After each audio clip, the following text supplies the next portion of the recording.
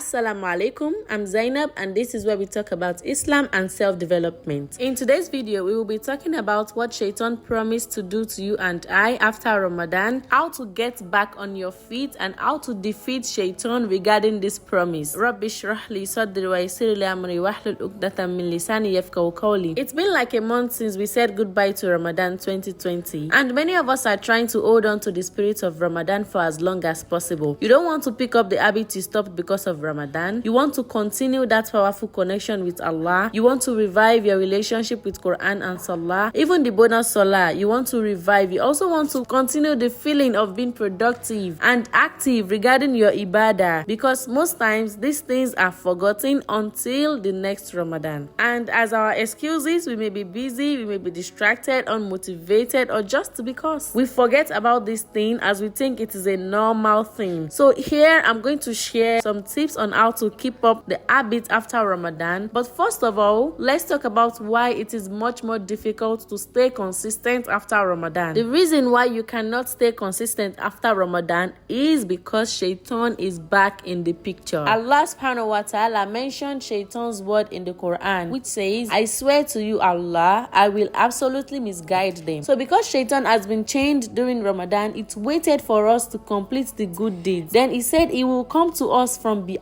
from right and left, in fact from every angle, that we will not be grateful to Allah, so that we will not be able to continue that consistency we had in Ramadan. Shaytan promised to confuse us by whispering to us that isn't Allah the most merciful? He will ask you, is Allah not the most merciful again? Is he not Ar-Rahim? Did Allah not say he will forgive us again and again if we make tawbah? So it's alright to slack a little bit. You can do that thing you've been thinking or you've known for a long time is a sin. Just try it one more time. Shaytan will continue to whisper to us, and the whispering is called waswas. Then we start to think, can I not do this thing just one more time? Then I ask for forgiveness from Allah. And it's true, Allah says he will forgive us when we make tawbah. Let me just do this and do this in the meantime. Then it will continue to whisper to you, you don't need to rush for Salah, just take your time. Then you also slack a little bit. And eventually, Shaytan finds your weakness. Then he uses it against you. For instance, you've been sleeping early after Ramadan. You say your askar before you go to bed and all that. Then Shaytan comes to you and whisper. Then it says, hey, can you check your Netflix if that movie, the new episode is already uploaded? Then you go to Netflix. From Netflix, you go to Instagram. And YouTube will also say, after all, it's just like 10 p.m. So let me just try watching this new episode. And then you watch this movie till before Fajr. Then when it's time for Fajr, almost time for Fajr, Shaytan whispers to you back and say, now it's time to sleep, so that you can miss your Fajr. Then when you sleep, you wake up late and realize, oh, I'm late for work already. Then you postpone your Fajr Salah. Can you see Shaytan is determined to ruin us? He's determined to mislead us, because if this routine continues, I guess we can imagine what will happen that way when we start slacking off in everything that concerns Allah, or when we eventually put an end to what makes us a Muslim. So now let me talk about what to do in order to avoid this kind of situation, what to do to get back on your feet. It's possible you've been slacking off a bit, it's normal, but being a Muslim means not giving up on yourself and keep striving in the path of Allah. So my first tip for you is to recommit yourself. Do not start afresh, just continue. Recommit yourself to Quran, dhikr, to your Salah. Don't have the mindset of restarting. You've been doing all this during Ramadan, just continue.